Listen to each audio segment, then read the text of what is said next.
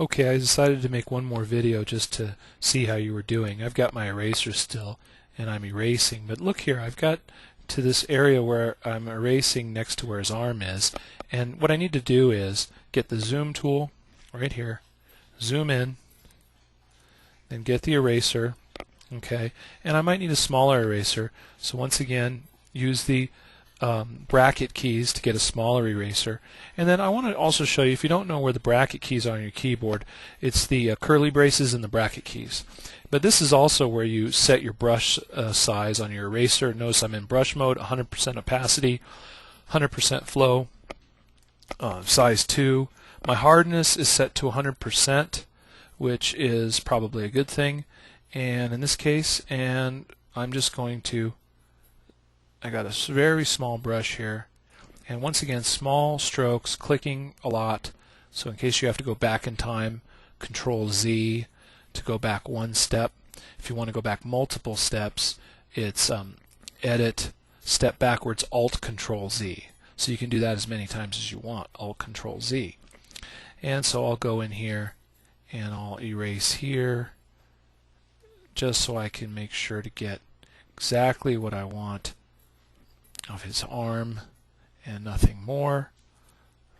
I'm zoomed way in here, but I know that that is not the information that I want, and so I'm even going to just go just like that. If I zoom out, Control minus to zoom out, hold down the Control key and hit the minus key. You see that's coming along nicely. Get my zoom tool here and zoom in on some other spaces.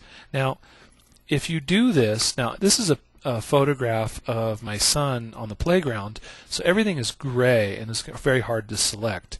But in the classroom we have this purple wall, and I suggest you take your little digital camera and get a little movie of you jumping or spinning or kicking or punching or whatever, but do it in front of a purple wall and make sure it's well lit, bring in some lights even, and it'll be so easy to delete the background later. You can almost just select it. You could get your magic wand and you could just select the color, and just kind of like this color is selected, it becomes so easy to get rid of things when the colors are distinct like that.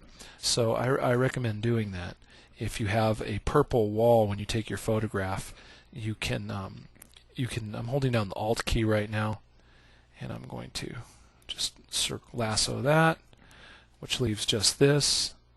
I'm going to Alt key again and lasso this. I don't like that part, and I don't want that part. I don't want to lose anything here. I want to keep all my information. Then I can press Delete. Control deselect. The other thing that you can use is your magnetic lasso. You hold down the lasso button, hold down the lasso, your left mouse button on the lasso tool, get your magnetic lasso, and just click and drag. And you have to keep clicking if you really want to set the anchor points, especially when it's hard to read. I just click, click, click. I'm setting this lasso point here, and it just runs right along the edge of the shadow here. And then I just go click here and then go back to where I started. Notice the little circle and the cursor. The cursor information tool gives me a little circle. I click one more time and I get a selection, and now I can just press the delete key and delete. So that's another way, select, deselect, that you can delete information quickly. You don't have to necessarily just use the eraser tool. You can use other tools available to you to get rid of what you don't want. And once again, my one suggestion to you is to work with a big brush when you're erasing, a big eraser, I mean.